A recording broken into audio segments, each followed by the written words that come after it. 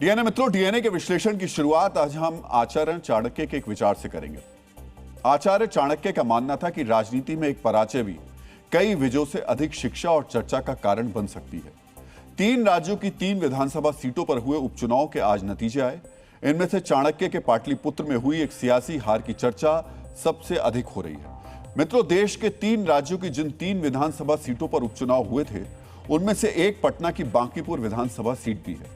1995 से बांकीपुर विधानसभा सीट पर बीजेपी लगातार जीत रही थी, लेकिन 3 दशक बाद पहली बार बीजेपी ये सीट हार गई। जिस सीट पर बीजेपी लालू यादव और राबड़ी देवी के राज में नहीं हारी, वो सम्राट चौधरी के मुख्यमंत्री रहते हुए हार गई।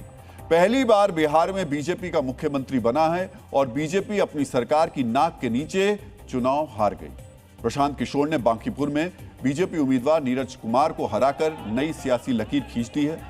जिसे बीजेपी सबसे सुरक्षित सीट मान रही थी, वहां प्रशांत किशोर ने जिस तरह झटका दिया, वो न सिर्फ सत्ताधारी पार्टी के लिए बहुत बड़ा संकेत है, बल्कि विपक्ष में बैठे तेजस्वी यादव के लिए भी बहुत बड़ा संदेश है। इसलिए बांकीपुर में सियासी हार की चर्चा सबसे ज्यादा है और हमने आपके विश्लेषण की शुरुआत में भी बांकीपुर के परिणाम से ही हमने इस विश्लेषण की शुरुआत की थी। मित्रों, बांकीपुर विधानसभा उपचुनाव में प्रशांत किशोर ने शानदार जीत हासिल की है। उन्होंने बीजेपी के उम्मीदवार नीरज कुमार को 19,000 से भी ज्यादा वोटों से हरा दिया। प्रशांत किशोर को 63,000 से अधिक वोट मिले, जबकि बीजेपी के नीरज कुमार को 44,000 से थोड़ा अधिक वोट हासिल हुए। राष्ट्रीय जनता दल के कैंडिडेट रेखा कुमारी को सिर्फ 14,000 वोट मिले। यह प्रशांत किशोर के राजनीतिक जीवन की पहली चुनावी जीत है। यह उनकी पार्टी जनसुराज की भी पहली जीत है। 2025 के चुनाव में पहली बार जनसुराज चुनावी मैदान में उतरी थी, लेकिन बहुत बुरी तरह पराजित हुई थी। उपचुनाव में जनसुराज और प्रशांत किशोर ने चुनावी राजनीति में अपनी विजय यात्रा वहां से शुरू की, जो एक तरह से भारतीय जनता पार्टी का किला माना जाता था। इसीलिए जीत के बाद उनके समर्थक उत्साहित हैं। प्रशांत किशोर भी अत्यधिक उत्साहित हैं। जीत के बाद उन्होंने कहा, यह विधायक बनने का चुनाव नहीं है, बल्कि बीजेपी के केंद्रीय नेतृत्व को संदेश देने का प्रयास है। हम आपको सुनाते हैं मुख्यमंत्री सम्राट चौधरी का नाम लेकर प्रशांत किशोर ने कैसे बीजेपी पर हमला बोला। बांकीपुर का जो आज मैंडेट आया है, ये सिर्फ विधायक नहीं चुना गया है। बांकीपुर की जनता ने भाजपा के केंद्रीय नेतृत्व को ये मैसेज दिया है कि आप सम्राट चौधरी की जगह किसी बेहतर व्यक्ति को बिहार में मुख्यमंत्री बनाइए। बिहार की भी चिंता कीजिए। बिहार के लोगों को सिर्फ 5 किलो अनाज के नाम पर, जातियों के नाम पर वोट लेने का मशीन मत समझिए। किसी अपराधी को बिहार पर मत थोपिए। और आज बांकीपुर की जनता ने यही बात बड़े स्पष्ट तौर पर कहा है। अपनी और पार्टी की पहली जीत के बाद प्रशांत किशोर का आत्मविश्वास अति पर है। ये वही प्रशांत किशोर हैं जिन्होंने 2025 के विधानसभा चुनाव में पार्टी की हार के बाद ईवीएम पर सवाल उठाए थे। तब उन्होंने अदृश्य शक्तियों का जिक्र करते हुए कहा था, ऐसी पार्टियां भी लाखों वोट पा गईं जिन्हें जमीन पर कोई जानता तक नहीं था। ये उनके लिए हैरान करने वाली बात थी। मतलब सीधे तौर पर भले ही नहीं, लेकिन परोक्ष रूप से प्रशांत किशोर ने हार का ठीकरा ईवीएम पर फोड़ा था। लेकिन आज जब वो जीत गए तो ना उस अदृश्य शक्ति का जिक्र है और ना ही ईवीएम को लेकर कोई सवाल है। आज जीत के बाद उनके निशाने पर ईवीएम नहीं, बल्कि बिहार के मुख्यमंत्री।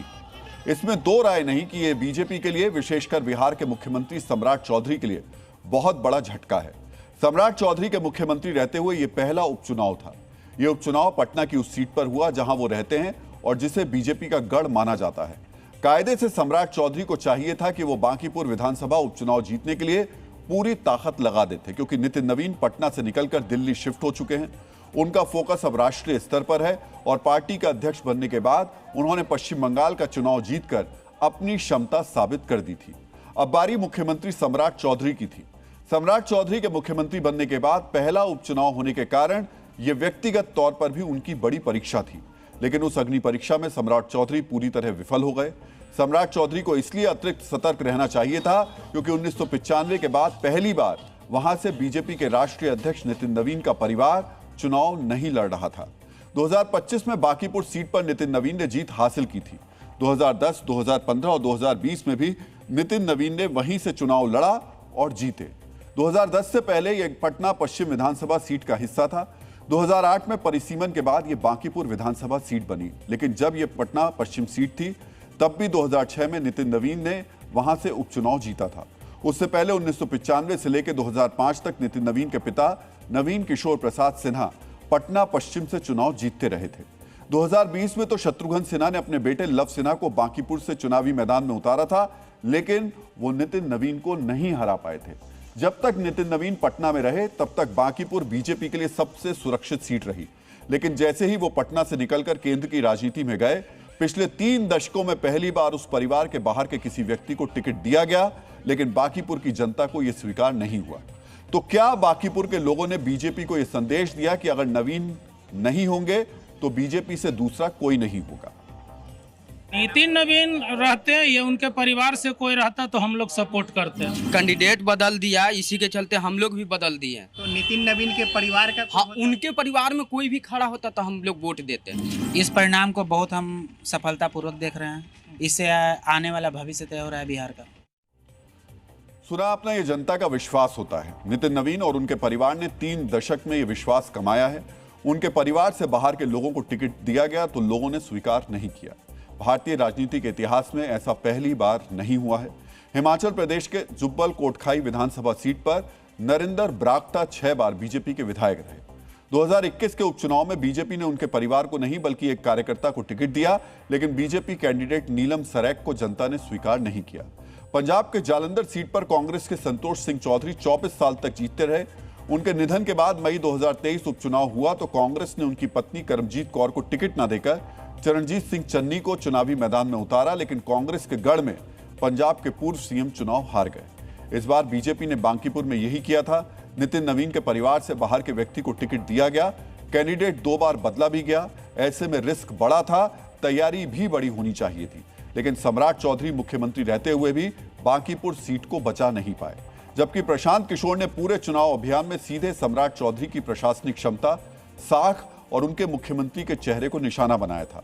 भरत तिवारी एनकाउंटर के बाद पटना के पारंपरिक कोर समण मतदाताओं के एक बड़े हिस्से में राज्य सरकार और पुलिस प्रशासन के खिलाफ नाराजगी थी। समय रहते हुए सम्राट चौधरी इस नाराजगी को भांप नहीं पाए। बांकीपुर पटना का कोचिंग और कॉलेजों का हब है। हाल ही में हुई नीट पेपर लीक विवाद और परीक्षाओं में अनियमितताओं को लेकर छात्रों में भारी असंतोष था। लोगों की इस नाराजगी का अंदाजा सम्राट चौधरी को भी होना चाहिए था, लेकिन वो इसे आंकने में पूरी तरह से फेल हो गए और यही कारण है कि जीतने के बाद प्रशांत किशोर के टारगेट पर सम्राट चौधरी सबसे ज्यादा है। वो साफ तौर पर कह रहे हैं कि सम्राट चौधरी को मुख्यमंत्री पद से हटा देना चाहिए। बिहार में पहली चुनावी जीत के बाद पीके ने एक तरह से सम्राट हटाओ अभियान शुरू कर दिया है। हालांकि सीएम सम्राट चौधरी ने राजनीतिक शिष्टाचार दिखाते हुए प्रशांत किशोर की जीत पर उन्हें बधाई दी। बांकीपुर हारने के बाद बीजेपी आत्ममंथन करने की अब बात कर रही है। बांकीपुर के लोग हमारे हैं, हमसे अलग क्यों हुए, इसकी भी हम समीक्षा करेंगे और आगे भी बांकीपुर हमारी प्राथमिकता में रहेगा और बढ़ चढ़ कर वहां हम लोग काम करेंगे। यह सच है कि प्रशांत किशोर की ये बड़ी सफलता है, लेकिन दूसरा सच ये भी है कि ये उपचुनाव में मिली जीत है और उपचुनाव की जीत हार का बहुत बड़ा असर नहीं पड़ता है। आपको याद होगा 10 महीने पहले हुए चुनाव में प्रशांत किशोर ने 238 उम्मीदवार उतारे थे, जिनमें से जन स्वराज के 236 उम्मीदवारों की जमानत जब्त हो गई थी। केवल 2 उम्मीदवार ही ऐसे थे जो चुनाव हारने के बावजूद अपनी जमानत सुरक्षित रखने में सफल रह पाए थे। इसलिए अगले चुनाव में प्रशांत किशोर बीजेपी के लिए कितनी बड़ी चुनौती बनेंगे, ये कहना अभी जल्दबाजी होगी। कई बार ऐसा हुआ है जब उपचुनाव में हारी हुई सीट अगले चुनाव में पार्टियां जीत जाती थी। फिलहाल बीजेपी हार पर विमर्श कर रही है। हालांकि हार के बाद विमर्श सिर्फ बीजेपी के खेमे में ही नहीं हो रहा, विपक्ष के खेमे में भी हो रहा है, क्योंकि प्रशांत किशोर की जीत बीजेपी से कहीं ज्यादा विपक्ष खासकर तेजस्वी यादव के लिए झटका है।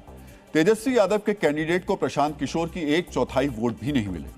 सोचिए, जो पार्टी 10 महीने पहले हुए चुनाव में दूसरे नंबर पर थी, उस पार्टी के उसी कैंडिडेट को सिर्फ 14,000 वोट ही मिल पाए। इसका मतलब है कि आरजेडी के वोट प्रशांत किशोर को ट्रांसफर हुए। प्रशांत किशोर अपनी जन स्वराज नीति के तहत लगातार मुसलमानों और पिछड़ों को आनुपातिक प्रतिनिधित्व देने की बात कर रहे हैं। इस चुनाव में हुए वोट ट्रांसफर का संकेत साफ है कि लोगों का पीके पर विश्वास बढ़ रहा है। इसका सीधा नुकसान महागठबंधन को होगा।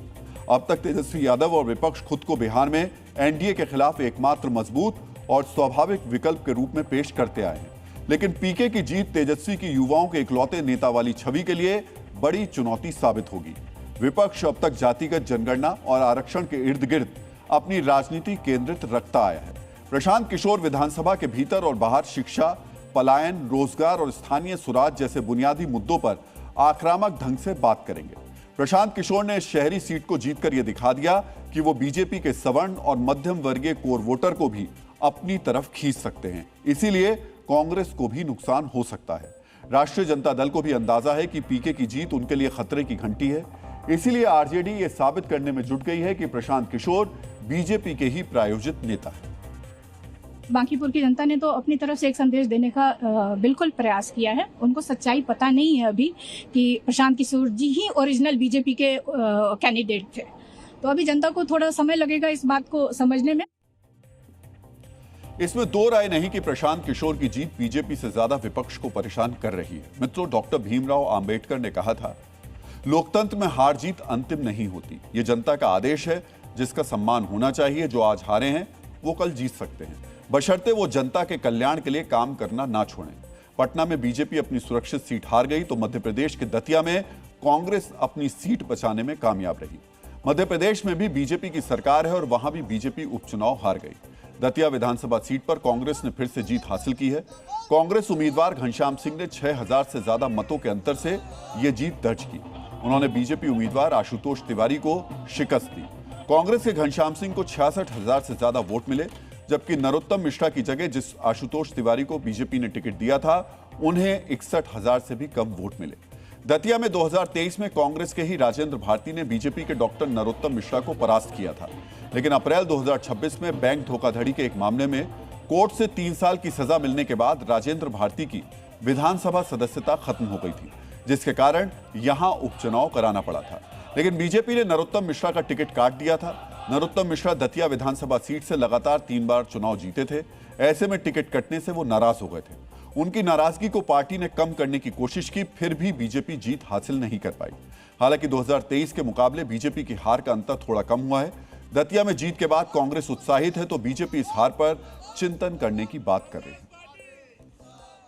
ये चुनाव ने चेहरा बेनकाब कर दिया भारतीय जनता पार्टी की मध्य प्रदेश की सरकार का।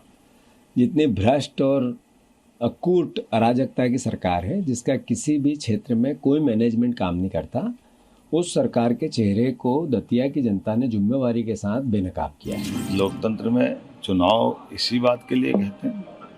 हमने अपनी बात रखी, कांग्रेस ने अपनी बात रखी, जनता ने जो निर्णय किया हम उसको सिरोधार्य करते हैं और उम्मीद करते हैं आने वाले चुनाव में और ताकत से लड़ेंगे और जीतेंगे। दतिया में कांग्रेस ने सिर्फ अपनी सीट बचाई है, इससे सरकार की सेहत पर कोई खास असर नहीं होगा, लेकिन मुख्यमंत्री मोहन यादव के लिए ये बहुत अच्छे संकेत नहीं है। मित्रों, बीजेपी की सरकार गुजरात में भी है और वहां भी मांजलपुर में उपचुनाव के नतीजे आए। मांजलपुर से बीजेपी के लिए शुभ समाचार आया है। बीजेपी उम्मीदवार सत्येंद्र भाई पटेल ने जबरदस्त जीत हासिल की है। मांजलपुर में बीजेपी के सत्येंद्र भाई पटेल को 55,000 से ज्यादा वोट मिले, जबकि कांग्रेस के प्रत्याशी और पूर्व मंत्री भीका भाई रबारी को 25,000 से भी कम वोट मिले। बीजेपी ने 30,500 के भारी अंतर से यह जीत हासिल की है। मांजलपुर सीट पर उपचुनाव इसलिए हुआ था क्योंकि वहां के बीजेपी विधायक और गुजरात के पूर्व मंत्री योगेश पटेल का लंबी बीमारी के बाद निधन हो गया था।